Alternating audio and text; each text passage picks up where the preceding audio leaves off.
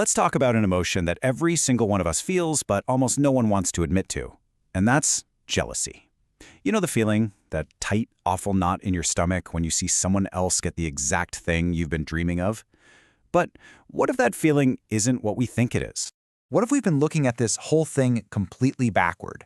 I mean, what if that gut punch reaction you have isn't a sign that you're a bad person or that there's some deep flaw in your character? So here's the big idea we're going to dig into today. What if feeling jealous is actually a totally rational, maybe even predictable, response to the way our society is built? Okay, before we completely unpack that, let's start with something practical. Let's talk about what to do in that exact moment. You know, when the feeling hits. The first step isn't to fix it or push it away.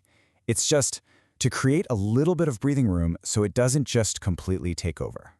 So let's walk through this real quick. First, just notice it, physically. Where is it in your body? Is it a tightness in your chest, a pit in your stomach, a lump in your throat? Then watch the thoughts that pop up. And this part is key. Don't fight them. Don't try to make them sound nicer. Just let them be.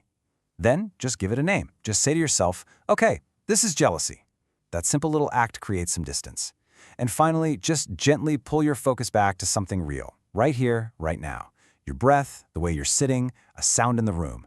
It's not about winning a fight against the feeling. It's about not letting it drag you out to sea. All right, so if you're feeling a little more grounded now, you've got a choice. You can totally stop right here with a really practical tool to get stable. Or you can stick around and go a little deeper with us to understand what's really driving this whole thing. And I gotta be really straight with you about this next part. What we're about to get into, it's not a list of happy thoughts or feel-good quotes. It's a look at some pretty hard truths, the kind of stuff our culture usually tells us to just ignore. We're going to pull apart the mechanics of comparison, where we actually get our self-worth from, and how the systems all around us really work. And most importantly, we're going to see exactly why feeling jealous doesn't make you a failure. So if you're up for peeling back the layers and really getting a look at the root cause of this incredibly powerful emotion, let's do it. This is it. This is the heart of the matter. We're going to look at the actual architecture of jealousy, not as some personal internal problem, but as a totally natural product of the environment we're all living in. Let's kick this off with a pretty wild idea. In the world we live in today, not feeling jealous is actually the weird response. Think about it. It usually means you've either gone numb, you've totally given up, or you've just been pushed out of the competition. So, in a strange way, feeling that jealousy is a sign that you're actually still in the game. So what's the first major cause? Let's call it forced comparison. I mean, from the time we're kids, we are literally trained to measure everything. Our grades, our income, our job titles, how many likes we get, who's more popular, who's more successful. This isn't something we choose to do. It's a mental habit that's drilled into us day in and day out.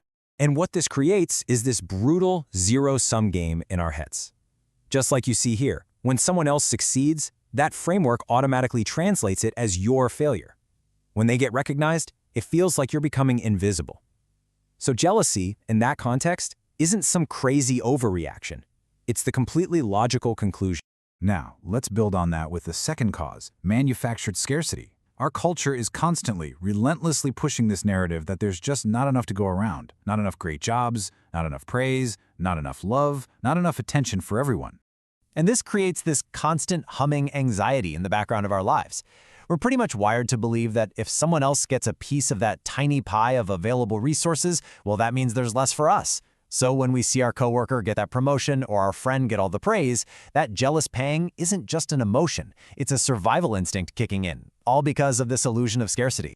And the third root cause kind of ties this all together. Let's call it outsourced self-worth. We are taught, from day one, to look outside ourselves to figure out if we're valuable. Our whole sense of self ends up depending on what other people think. The likes, the comments, the praise from our boss, being the one who gets chosen. And here's the crucial point. When your self-worth was outsourced like that, other people's wins and losses, they're not their own story anymore. They become a direct report card on your value. And listen, this is not some deep psychological flaw that's wrong with you. It is your very consciousness being systematically hijacked by the world around you. And of course, modern media, especially social media, is like a massive amplifier for all of this. It isn't just showing us what's happening, it's actively manufacturing comparison scenarios 24/7. It gives us these perfect-looking templates for success. It shows us these highlight reels of curated lives, and it just traps us in this endless cycle of desire, insecurity, desire, insecurity.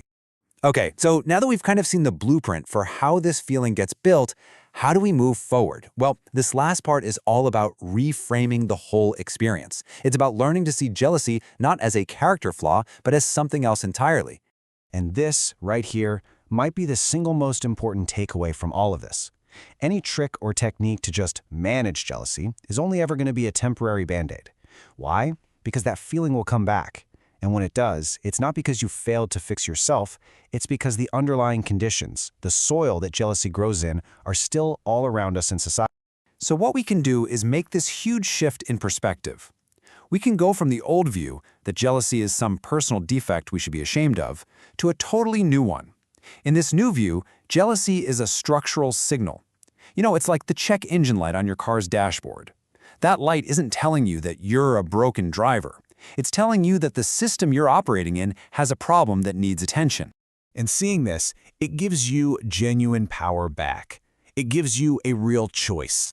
Because once you see the structure for what it is, once you realize you're playing a game that's designed to make you feel this way, you can start to decide how you want to respond to it. And that, right there, is the real shift we want to leave you with. The moment you stop blaming yourself for a structural problem, the moment you stop treating it like a personal flaw, clarity just naturally starts to emerge. Thank you for taking this journey with us.